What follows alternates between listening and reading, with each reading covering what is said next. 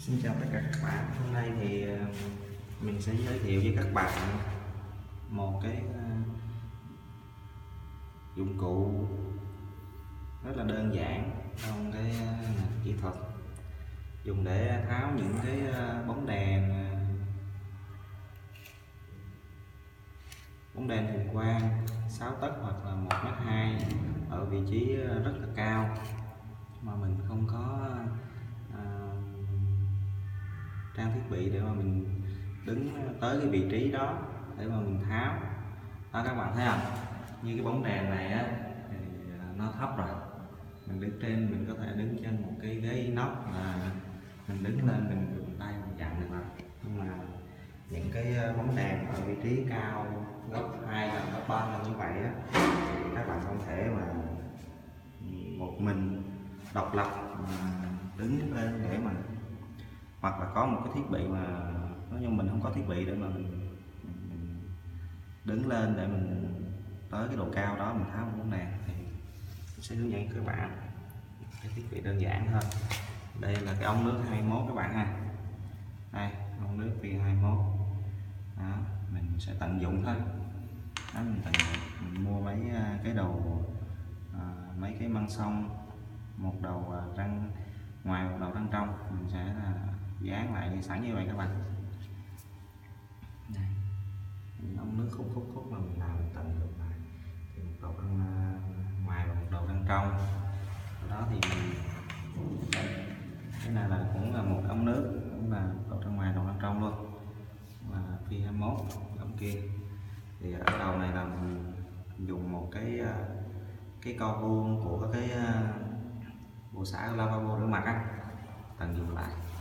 Còn cái này thì cái ống gen của máy lạnh, mình cắt với cái hình dạng như thế này, cắt với hình dạng như thế này đó, cắt với hình dạng này. Thì ở giữa mình có dán một cái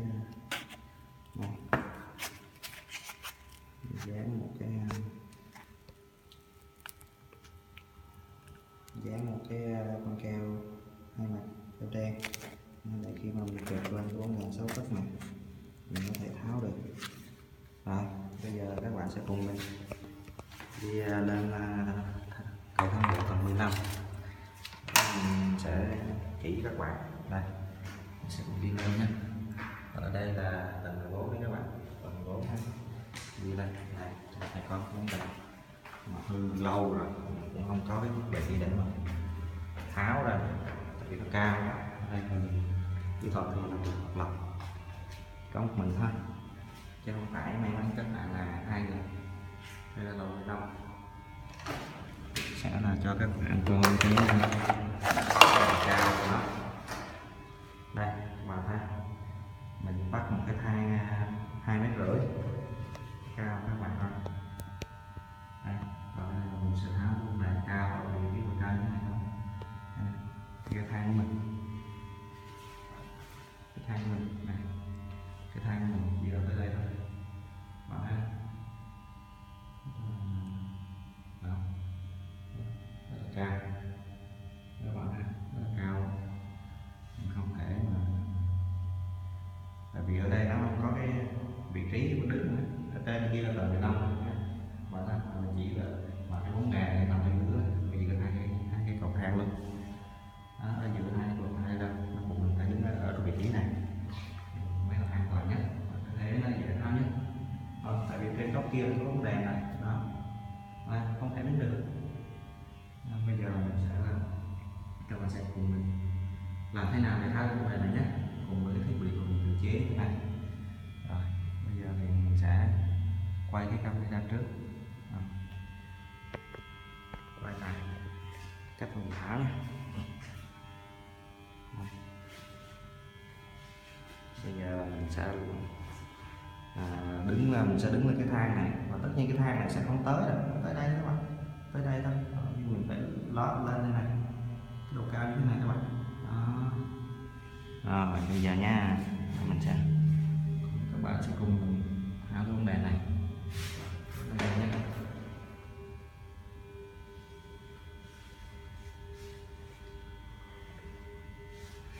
thế nào để tháo được cái đèn này thì mình có một mình thôi, quay video hết tất nhiên không được ok cho lắm các bạn, không hẳn tự mình để mình lựa quay coi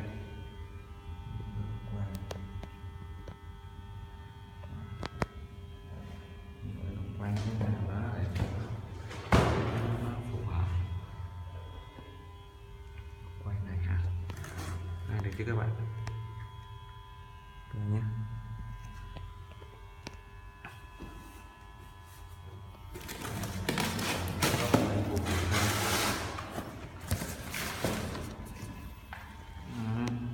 Quay này chắc mình nghĩ là nó sẽ là phù hợp nhất, phù hợp thôi. Có thể là quay xong rồi đi luôn cái điện thoại.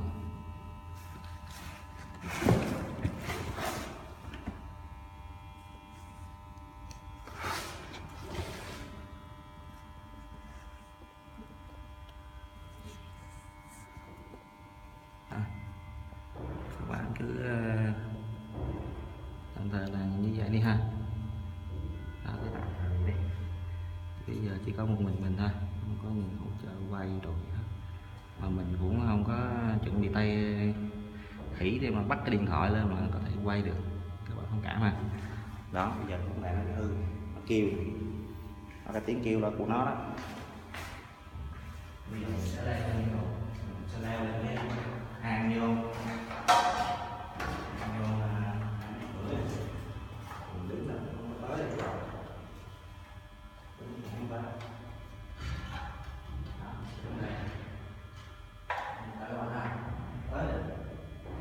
Bây giờ thay vì mình sẽ nối hai cái ống lại với nhau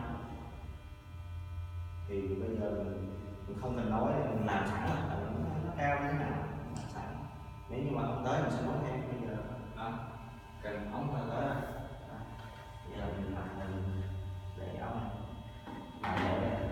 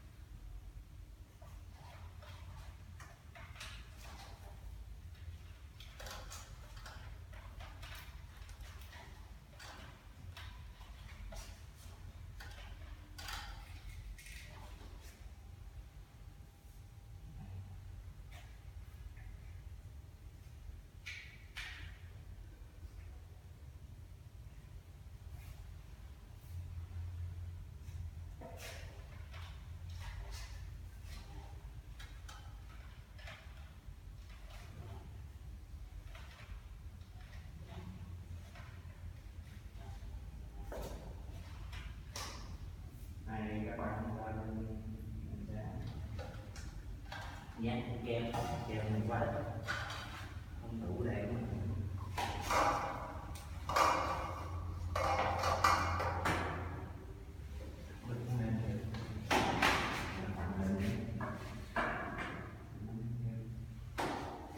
hôm nay mình phải tháo ra, mình phải tháo ra nha.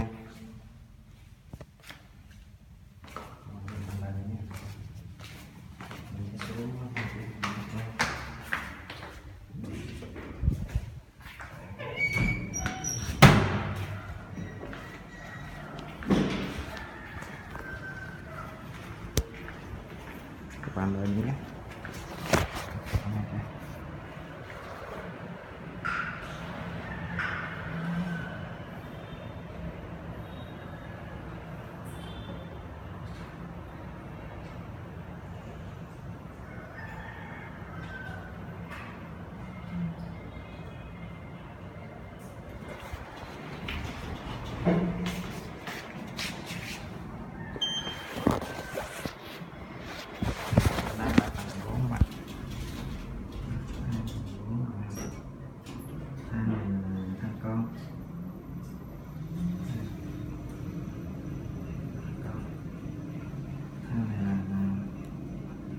Nhập nhưng mà thằng Việt Nam tại giờ Thiên Nam một số cái loại than biến ở Việt Nam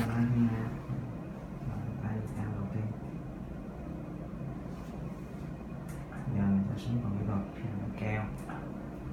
Kỹ thuật thì có một mình thôi, vất vả.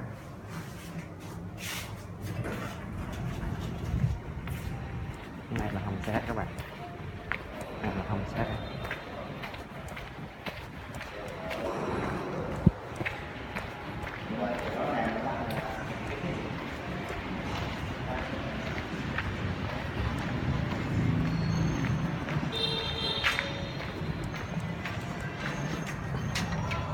Đây là phòng kỹ thuật của mình các bạn, không mình có thời gian để dọn là sẽ lấy thêm một cái kéo.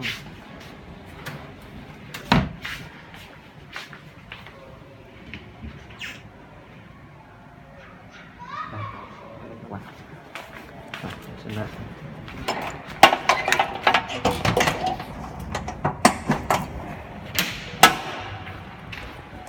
Muốn làm video chia sẻ với các bạn.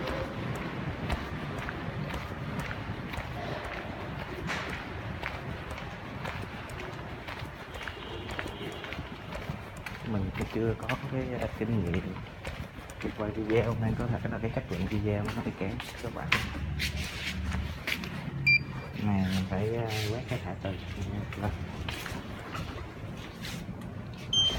đầu 14 các bạn nhé. Đúng ra là mình lên đồng 15 nhưng mà lên đồng 15 cũng phải đi xuống nữa thôi, 14 cũng được, đường nào phải đi bộ xuống hoặc lên một lần. Lên lầu 15 thì mình không có mang chìa khóa theo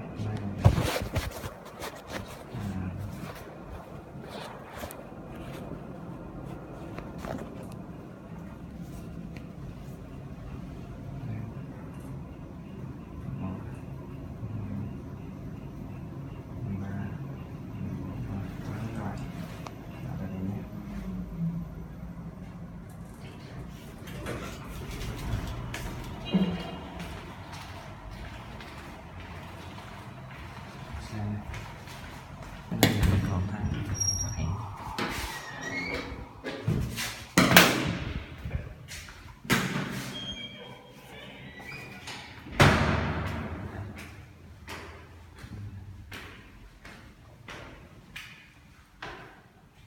Rồi bây giờ mình sẽ dán thêm keo các bạn, sẽ đặt vị trí cũ.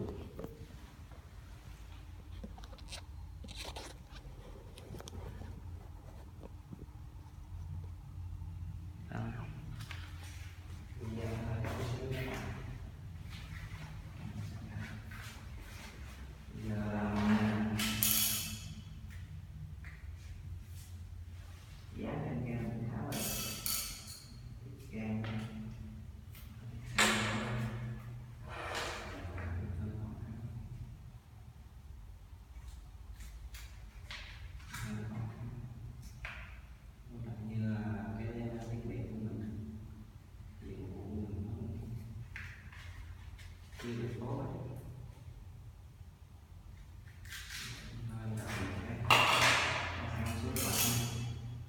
Các bạn có ý kiến nào hay thì các bạn cứ đóng góp cái video chia sẻ kinh nghiệm không đèn vị trí cao nguy hiểm mà đi được lòng cứ đóng góp ý kiến thì sẽ có cái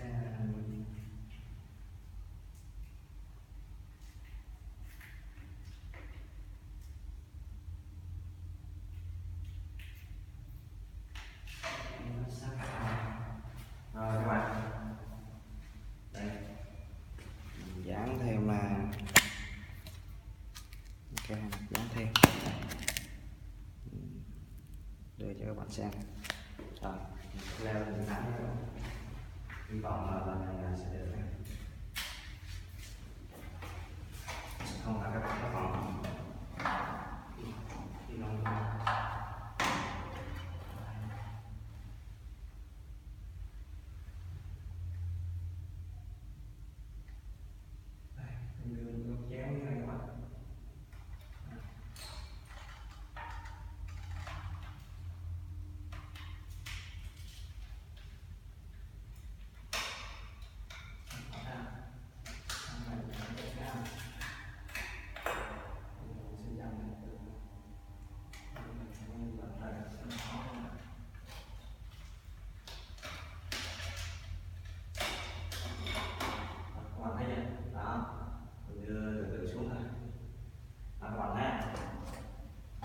tại vì là có một mình nó không đủ bình tĩnh các bạn ha.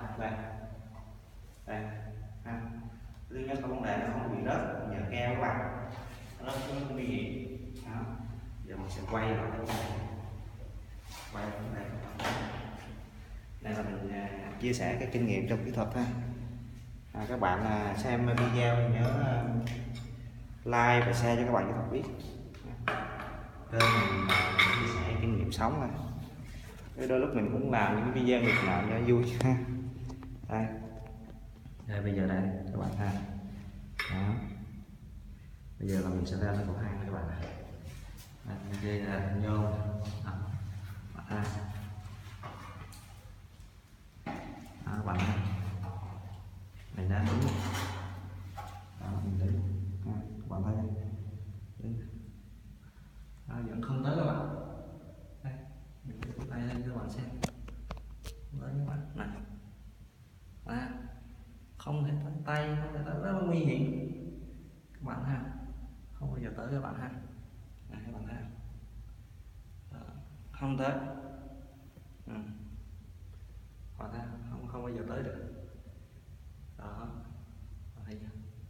Không bao giờ tới được các bạn, rất là cao, rất là cao các bạn. Đó, chia sẻ kinh nghiệm cái này, đây nó bị hư cũng là 2-3 hôm rồi, và mình có một mình thôi, khối lượng công việc nhiều quá các bạn ha. Mấy cái thế thần của mình này đó, đây mình sẽ quay chi tiết hơn các bạn ha. Trên đây cái vị trí này là để sử dụng lại đến đây thôi, bạn không thể bắt thang lên đây để tháo bóng đèn đây bạn thấy khoảng cách giữa hai bóng đèn này và bây giờ mình đã tháo rồi đây. Ở đây video này nó khó tính.